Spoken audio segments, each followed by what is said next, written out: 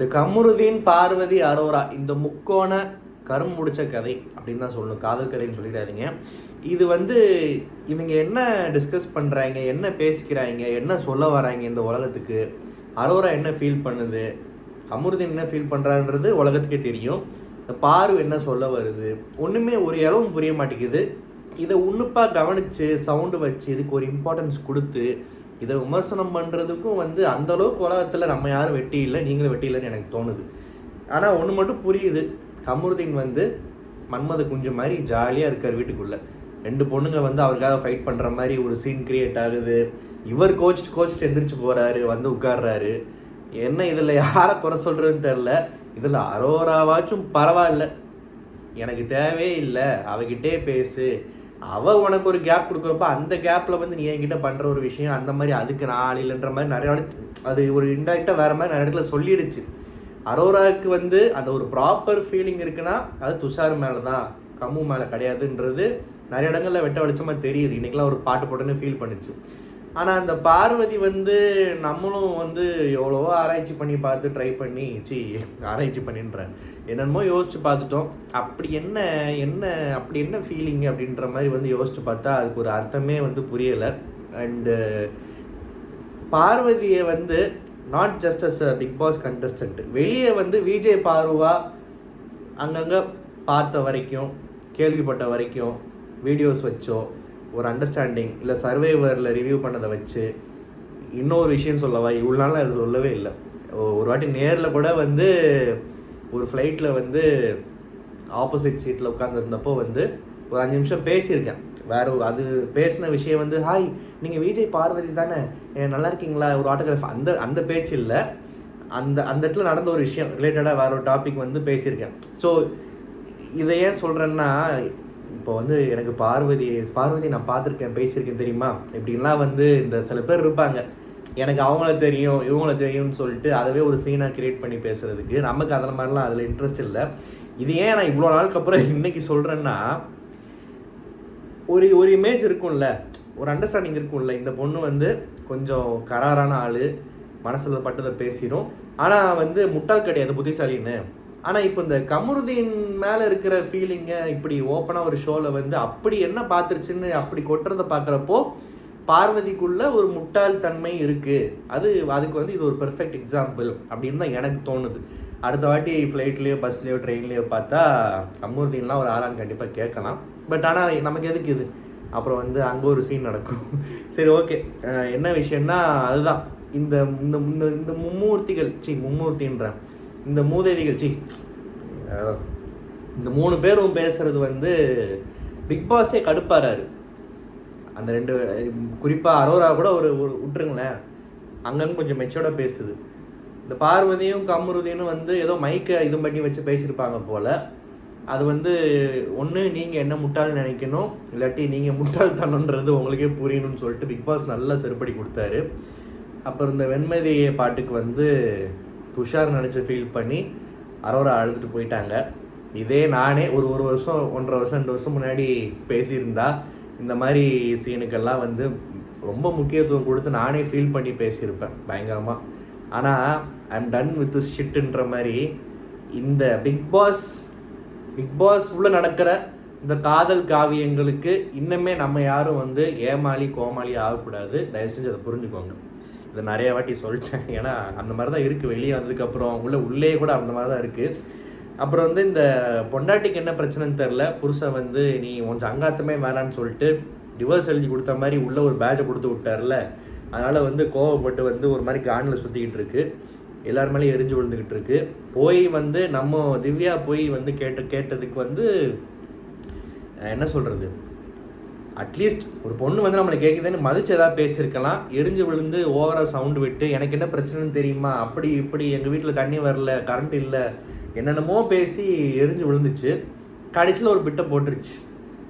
அது ஏன் பிட்டை போட்டுருச்சுன்னு சொல்கிறேன்னா, கண்டிப்பாக இந்த மாதிரி சென்டிமெண்ட்டுக்கு நம்ம ரெஸ்பெக்ட் கொடுக்கணும். இதை நம்ம கலாய்ச்சோ கிண்டல் பண்ணி பேசணுன்றது நம்ம நோக்கம் இல்லை. அவங்க அப்பா இறந்த மாதம் வந்திருக்கு. ஸோ அவங்க அப்பா இறந்த அந்த மெமரிஸ் கண்டிப்பாக வரும். அது வேறு மாதிரி ஹிட் ஆகுன்றது நானே ரியல் லைஃப்பில் நான் ஃபேமிலியிலே நான் பார்த்துருக்கேன். ஸோ அதனால் அதுக்கு நம்ம அதுக்கு மரியாதை கொடுக்கலாம். ஆனால் அந்த காரணத்தை சொல்லி திவ்யா மேலே எரிஞ்சு விழுந்துட்டு ரொம்ப கடுப்பாக பேசிட்டு சவுண்டாக பேசிட்டு ஒருத்தவங்களை அசிங்கப்படுத்துகிற மாதிரி பேசிட்டு உள்ளே வந்து புருஷன்ட்ட கேட்டால் அவங்க அப்பா ஜான்வரியில் இருந்திருக்கு. அப்போ 1 மாதம் கணக்கு கூட தெரியாமல் நீ உள்ளே உட்காந்துருக்க. நீ அவ்வளோ முட்டாளா, இல்லை பார்க்குற நாங்கள் முட்டாளா, இல்லை திவ்யா முட்டாளா, இல்லை உன் புருஷன் முட்டாளா? ஒன்றுமே புரியல. What ever. ஆனால் அவரே வந்து என்னன்னே தெரியலையே, அவங்க அப்பா இறந்தது ஜனவரி மாதம். ஒருவேளை பர்த்டேயா இல்லை எதுக்கா? அப்படியே பர்த்டே மந்த்னாலுமே பர்த்டே மந்த்துக்கு எதுக்கு அழுகணும்? பர்த்டே மந்த்துக்கு சரி ஓகே, அப்பா இருந்திருந்தா பிறநாள் கொண்டாடி இருப்பாருன்னு சொல்லிட்டு அழுகிறதுல ஒரு அர்த்தம் இருக்குது. அப்பா இறந்த மாதம்னு சொல்லி அழுகிறதுக்கு வந்து ஏன்னா இது ஏன் இவ்வளோ விஷயமா பேசுகிறோன்னா, அன்னைக்கு அந்த புருஷன் காரில் ஒரு ரவுண்டு போயிட்டு வந்ததுக்கு, ரேபிட்டோ கூட போயிட்டு வந்ததுக்கு அவ்வளோ சீன் கிரியேட் பண்ணி அழுது நொந்து நூடுல்ஸ் ஆகி கடைசியில் மயக்கப்பட்டு விழுந்து ஒரு சீன் கிரியேட் ஆச்சுல. அப்புறம் அதுக்கு முன்னாடி சபரி வந்து பாரு காலம் மிதிச்சதை பார்த்து நான் பயந்துட்டேன்னு ஒரு மூஞ்சி வச்சிருந்துச்சுல. ஸோ இந்த சாண்ட்ரா வந்து பேர் வந்துருச்சா, பேர் ஏன் வந்துச்சுன்னா இன்னைக்கு பரிதாபங்களில் லேட்டஸ்ட் வீடியோ பார்த்துருப்பீங்கன்னு நினைக்கிறேன், சாண்ட்ரோன்னு சொல்லி கலாச்சது. ஸோ இந்த விஷயத்தை வந்து பார்த்துட்டு, அதுவும் இவங்க கலாச்சதான் பார்த்துட்டு இன்னைக்கு வந்து இந்த மாதிரி ஒரு விஷயம் சொல்லி கத்துறப்போ வந்து ஃபேக்காக தான் தெரியுது நமக்கு. ஓகேவா? ஸோ இதான் வந்து நம்ம அதை சொல்லி தான் ஆகணும். அப்புறம் வந்து புருஷன் ஒரு பெர்ஃபார்மன்ஸ் பண்ணாப்புல, 3ஆம் பிறை climax Kamal Haasan performance. First of all இந்த ஒரு சீன் எடுத்து பெர்ஃபார்ம் பண்ணி காட்டுறதுக்கு ஒரு கட்ஸ் வேணும். அதுக்கு வந்து புருஷனுக்கு முதல் முறையாக இது பண்ணியிருக்கா, கைத்தட்டியிருக்கடான்னு தெரில. ஃபஸ்ட் டைம் பாராட்டலாம் புருஷன் இந்த விஷயத்தில். 2வது, அவர் அளவுக்கு பெர்ஃபார்ம் பண்ண முடியாது. ஆனால் இந்த சீனை பெர்ஃபார்ம் பண்ணி காட்டுறப்போ மற்றவங்களுக்கு சிரிப்பு மூட்டுற மாதிரி, சிரிப்பு வர மாதிரி பண்ணாமல் ஒரு ஆவரேஜாக இல்லை சுமாராக இல்லை அபோவ் ஆவரேஜ் வாட் எவர் கைத்தட்டுற அளவுக்கு பரவாயில்ல ஏதோ பண்ணார்ல அப்படின்ற அளவுக்கு பேர் எடுக்கிறதே பெரிய விஷயம். அப்படிப்பட்ட சீன் அது. அதுக்கு 2வது வாட்டி கைத்தட்டுறேன். அண்ட் உண்மையாகவே வந்து நல்லா இருந்துச்சு பார்க்குறதுக்கு. ஆக்சுவலாக ஒரு திறமைசாலி தான் அப்படின்றதுல பரவாயில்ல, இவருக்குள்ளே ஒரு திறமை இருக்குன்றது நல்லா ப்ரூவ் ஆச்சு. ஸோ அவர் அந்த வாய்ப்பை யூஸ் பண்ணிக்கிட்டாரு. கண்டிப்பாக அது வீக்கெண்டில் பாராட்டுக்குன்னு நினைக்கிறேன். அண்டு இந்த பெர்ஃபார்மன்ஸில் வந்து ஸ்ரீதேவியா நடித்தது வந்து அரோரா. இந்த ஸ்ரீதேவி வந்து பெர்ஃபார்மன்ஸ் முடிஞ்சோடனே ஸ்ரீதேவி மேலே தோளில் கையை போட்டு பக்கத்தில் ஒருத்தன் கட்டி பிடிக்க ஆரம்பிச்சிட்டான். அவன் யாருன்னு தெரில. 3ஆம் பிறையில் ஒரு வேளை வந்து அந்த சென்சாரில் கட் பண்ணிட்டாங்களா, இல்லை சமோசா வித்துக்கிட்டு இருந்தவன் வந்து உட்காந்து கட்டி பிடிச்சானா ட்ரெயினில். ஏன்னா சமோசேன்னு சொல்லிட்டு இவர் சவுண்ட் விட்டுருந்தார் வினோத், யாருன்னு தெரில. ஸோ இந்த எஃப்ஜே பைவில் எப்படா கட்டி பிடிக்கலான்னு சொல்லிட்டு உட்காந்துருந்துச்சா என்னன்னு தெரில. அவன் போயிட்டான் கூட, அவன் சட்டிப்பானையை வச்சு குரங்கு வித்த காமிச்சு கிளம்பிட்டான். ட்ரெயின் போகுது, வா அமைச்சர்லாம் கட்டி பிடிச்சிக்கலான்ற மாதிரி இன்னொரு கேரக்டர் உள்ள வந்து என்ட்ரி கொடுச்சு. ஸோ இது ஒன்று. அப்புறம் ஏன்னா பூர்ணிமா அன்னைக்கு தானே எல்லோ படத்துக்கு ப்ரொமோஷன் கொண்டு போச்சு, திரும்ப பூர்ணிமா உள்ளே வந்துச்சுன்னு பார்த்தா அது பூர்ணிமா இல்லை, நம்ம கம்மு வந்து பொம்பளை மாதிரி விக்கு வச்சு கெட்டப்பில் மாற்றிக்கிட்டு அந்த ரெடி ஆகிட்டு இருந்தார். ஒரு டக்குன்னு ஒரு ஃப்ரேமில் பூர்ணிமா மாதிரி தெரிஞ்சார்.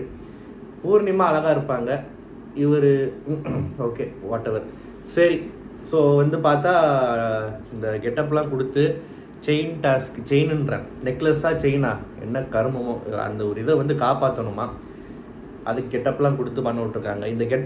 இந்த கெட்டப் சேஞ்சு டாஸ்க் வரப்போ தான் ஞாபகம் வந்துச்சு, பிக் பாஸில் எத்தனையோ சீசனில் அந்த பாட்டு போடுற டாஸ்க் ஒன்று நடக்கும். அந்த எல்லாருமே வந்து அவங்களோட பாட்டு வரப்போ வந்து டான்ஸ் ஆடணும். அந்த பாட்டு டான்ஸை தவிர அந்த கெட்டப்பில் இருப்பாங்க. அதை ஆல்மோஸ்ட் எல்லா சீசன்லேயுமே ரொம்ப அழகாக பெர்ஃபார்ம் பண்ணியிருப்பாங்க. நிறைய பேர் ரொம்ப காமெடியாக பண்ணியிருக்காங்க. நான்லாம் வந்து சரவணன் வந்து சின்ன கவுண்டர் கிட்ட போட்டு ஒன்றுக்கு போகிற கேப்பில் பாட்டை போட்டு அந்த மனுஷனை திரும்ப ஓடி வந்து ஆட விட்டதெல்லாம் பார்த்து நிறையா ரசிச்சிருக்கேன். சீசன் 3ல் ரசிக்கிறதுக்கு நிறையா இருக்குது, அதில் இதுவும் ஒன்று. இந்த மாதிரி வந்து நல்ல நல்ல டாஸ்க் கொடுத்தா நல்லா பெர்ஃபார்ம் பண்ணுவாங்க, பார்க்குறதுக்கு சுவாரஸ்யமாக இருக்கும், நமக்கும் நல்லாயிருக்கும். ஆனால் இதில் வந்து இந்த ரெட்ரோ வெர்சஸ் மாடர்ன் சினிமா இதெல்லாம் ஏன், அதாவது சில விஷயங்களை சிம்பிளாக ஹேண்டில் பண்ணாலே அது நல்லாயிருக்கும். இப்போ நம்ம தோனி கேப்டன்சி அப்படி தான், கீப் திங்ஸ் சிம்பிள்ன்ற மாதிரி அவர் ஒரு ப்ராசஸ் ஃபாலோ பண்ணுவார். ரொம்ப பெருசாக பிடுங்குறேன் அப்படின்னு சொல்லிட்டு டிஃப்ரெண்ட்டாக ட்ரை பண்ண போனால் வந்து அது வந்து என்றைக்குமே வந்து ஒரு ட்ராஜடியாக தான் முடியும். நான் என்ன சொல்ல வரேன்னா, கெட்டப் சேஞ்சு டாஸ்க்குன்றது தான் இதில் அடிப்படை. எல்லாருக்கும் ஒரு கெட்டப்பை கொடுத்து யார் யாருக்கு எந்த கெட்டப் சூட்டாக இருக்குமோ அது கரெக்டாக இருக்குமோ எல்லாருக்குமே நல்லா ஈக்குவலாக நல்லா பெர்ஃபார்ம் பண்ணுறதுக்கு ஸ்கோப் இருக்கிற மாதிரி கெட்டப்பை கொடுத்து இதை பண்ணுங்க என்டர்டெயின் பண்ணுங்கன்னு சொன்னால் பண்ணிடுவாங்க. நான் அதில் 80களில் போகிறேன், ஜென்சிக்கு போகிறேன், இப்போ போகிறேன், அப்போ போகிறேன்னு சொல்லிட்டு 2 டீமாக பிரித்து இப்போ இருக்கிறவங்களுக்கு பழைய காலத்து கெட்டப்பெல்லாம் கொடுத்து அமித்துக்கெல்லாம் பின்னாடி முன்னாடி என்னத்தையோ சொறி விட்டு ஊதுபத்தி ஸ்டாண்டு மாதிரி அரோராக்கெல்லாம் வந்து வேறு எதாவது கொடுத்துருந்தா இன்னும் நல்லா பண்ணியிருக்கும். பட் இதுவும் நல்லா தான் பண்ணுது. அப்புறம் இந்த பாவம் இந்த பொண்ணு, அந்த பொண்ணு பேர் என்ன, சுபிக்ஷாக்கெலாம் வந்து அவர் என்ன ஆக்டர் என்ன பெர்ஃபார்மர்னே தெரில. லைவில் சொன்னாங்களான்னு எனக்கு ஞாபகம் இல்லை. நாகேஷின்னு நினைக்கிறேன், எனக்கு என்னன்னே தெரில. சம்மந்தம் இல்லாமல் ஏதோ கொடுத்து வச்சு அந்த பொண்ணெல்லாம் வந்து பெர்ஃபார்ம் பண்ண விடாத மாதிரி ஏதோ நான் சிங்க்லேயே கொடுத்த மாதிரி இருக்குது. சில இது அங்கங்கே உருப்படியாக அமைஞ்சிருக்கு. விக்ரம் நல்லா பண்ணுறாரு. அண்டு பார்வதிக்கு வந்து சதிலீலாவதியில் கோவை சரல கெட்டப்பு சூப்பராக நல்லா இருக்குது பார்க்குறதுக்கு. அப்புறம் வந்து இந்த 3ஆம் பெரிய சீன் பெர்ஃபார்ம் பண்ண புருஷனுக்கு வந்து நல்ல கெட்ட கொடுத்துருக்கலாம். பழைய காலத்து அந்த போலீஸ் இதை கொடுத்து விட்டாங்க. இப்போ இருக்கிறதுக்கு வந்து அதான் நான் சொல்கிறேன்ல, இங்கே எவன் வந்து வித்தியாசமாக கொடுத்திருக்கான்னா, ஒரு என்ன சொல்கிறது, டாஸ்க்கு கொடுக்குற டீம், அந்த டீம் க்ரியேட்டிவ் டீம்னு வச்சுப்போமே, அப்படி ஒரு டீம் இருக்குன்னு வச்சுப்போமே, உட்காந்து டேபிளில் பேசுகிறாங்களாம், இந்த வாரம் என்ன பண்ணலாம், எல்லோரும் கெட்டப் சேஞ்ச் டாஸ்க் கொடுக்கலாம், ஓகே அதை கொடுத்துருங்க, நல்லாயிருக்கும், எல்லா வாட்டியும் எல்லா சீசன்லையும் ஹிட்டாக தானே ஆச்சு, கொடுத்து விட்டுருங்கன்னு முடிச்சுட்டு அப்படியே போயிடணும் சிம்பிளாக. அதில் ஒரு நாய் என்ன பண்ணியிருக்கும், கை தூக்கிட்டு நான் ஒரு வித்தியாசமாக புழுத்துறேன் பாருன்னு சொல்லி கெட்டப் சேஞ்ச் பண்ணுங்கள், ஆனால் ரெட்ரோ வெர்சஸ் மாடர்ன் ஒன்று டிஃப்ரெண்ட்டாக பண்ணுங்கள், நல்லாயிருக்கும்ல அப்படின்னு ஒன்று பல்ல காட்ட அதை ஓகே பண்ணி அமுச்சு விட்ருக்காங்க. இந்த மாதிரி வந்து ஏதாவது பண்ணி பிக் பாஸை பொறுத்த வரைக்கும் ஒரு வாரத்துக்கு ஒரு டாஸ்க் முடிவு பண்ணிட்டாங்கன்னா அதுலேருந்து அவங்களே பின்வாங்க முடியாது. அதை ஃபாலோ பண்ணி தான் ஆகணுன்ற மாதிரி மாட்டிக்கிறாங்க. இந்த கெட்டப்பை கொடுத்து இவங்க பெருசாக ஒன்றும் பண்ணன்றதுனால காய்கறி கொடுத்து பிடுங்கன்ட்டாங்க கண்ணை மூடிட்டு. இதெல்லாம் தேவையா? போன வாரமே ஸ்கூல் டாஸ்க்கு அட்டர் ஃப்ளாப்பு. இப்போ திரும்ப கெட்டப்பை கொடுத்து பார்க்குறதுக்கு என்டர்டெய்னிங்காக எதாவது பண்ணலான்னு பார்த்தா அதில் வந்து இது ஒரு டீம், நீ அதை வை இதை காப்பாற்றுன்னு சொல்லி, சரி இட்ஸ் டூ ஏர்லி தான், இன்றைக்கி தான் ஆரம்பிச்சிருக்கு, நாளைக்கு பார்த்து ஜட்ஜ் பண்ணலாம் இந்த டாஸ்க் எப்படி போகுதுன்னு. அண்டு வேறு என்ன, இப்படி தான் போயிட்டு இருந்துச்சு. ஆதிரையோட கேம் பிளான் என்னன்னு தெரில, இன்னும் பெருசாக வெளியே எதுவும் வரல. ஆனால் எல்லாருக்கிட்டையும் போய் எஃப்ஜே அங்கங்கே என்ன பேசினா என்ன பண்ணா அப்படின்றத பற்றி மட்டும் பேசிக்கிட்டு இருக்கு. அது ஓகே, நீ பேசு, நீ வெளியே போய்ட்டு வந்திருக்க, பார்த்துருக்க. ஆனால் நீ வீட்டுக்குள்ளே இருந்தப்போ நல்ல ஒரு பிளேயராக தான் எமர்ஜ் ஆகிட்டு இருந்த, நல்லா நிறைய விஷயம் கருத்தெல்லாம் பதிவு பண்ணிட்டு இருந்த. ஆனால் உன்னோட லைஃபே, உன்னோட கிட்னி ஹார்ட் எல்லாமே எஃப்ஜே கையில் தான் இருக்குன்னு சொல்லிட்டு தூக்கி கொடுத்துட்டு மொக்க வாங்கிட்டு வெளியே போனது நீ தானே. அதையுமே ஒத்துக்க, அவனை மட்டுமே குறை சொன்னால் எப்படி அப்படின்ற மாதிரி தான் தோணுது. அப்புறம் இந்த எஃப்ஜே வந்து எல்லாருக்கிட்டேயுமே ஒரு ரிலேஷன்ஷிப் வச்சுருக்காரு, எல்லாரையுமே வந்து கழுத்தில் கை போட்டு ஒரு மாதிரி இருக்காருன்னு சொல்லிட்டு அங்கங்கே ரீல்ஸ் எல்லாம் போடுறாங்க. அதில் குறிப்பிட்ட ஃப்ரேமெல்லாம் பாஸ் பண்ணி யதார்த்தமாக நடந்த விஷயங்கள்லாம் வந்து ஒரு தப்பான வெளிப்பாடாக, இந்த பாருங்கள் இப்படி ரியாக்ட், இது எந்த வீட்டில் இப்படி இருப்பாங்க, எங்கள் அக்கா தம்பி இப்படி இருப்பாங்கன்ற மாதிரிலாம் வெளியே பரப்பிக்கிட்டு இருக்காங்க. ஸோ இதெல்லாம் உள்ள பரப்புறவங்க மேலேயும் தப்பு தான். ஆனால் சில விஷயங்களை வந்து இப்போ இன்றைக்கி என்ன சொல்கிறது, இல்லை இப்படி தான், இதெல்லாம் நம்ம பார்த்து பழகிக்கணுமா என்னென்னு புரியலை. கொஞ்சம் வந்து இதெல்லாம் வெளியே இப்படி போகும், அதெல்லாம் அப்படி போகுன்றதை புரிஞ்சிருந்தால் வந்து அதெல்லாம் கொஞ்சம் பார்த்து இருப்பாங்க. இன்றைக்கெல்லாம் ஸ்ரீதேவி மேலே கையை போட்டு சமோசா விற்கணுன்ற அவசியமே இல்லை. ஆனால் என்ன பண்ணுறதுன்னு தெரில. இந்த ரிவ்யூ உங்களுக்கு பிடிச்சிருந்தா மறக்காம சேனல் சப்ஸ்கிரைப் பண்ணுங்கள். நன்றி, வணக்கம்.